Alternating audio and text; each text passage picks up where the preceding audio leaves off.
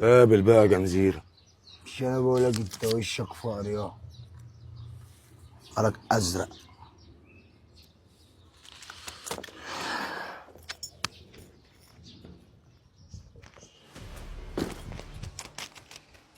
مش هحل.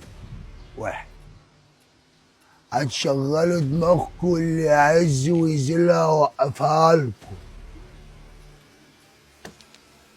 العين اللي تغفل تستاهل خرقها. ولا غفلتكم والكف الكسبان ربحان.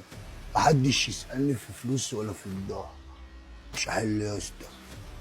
خلي الغالي في الغالي.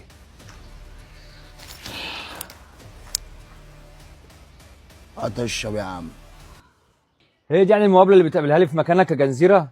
عموما سهله وليك كبيره يا جنزيره.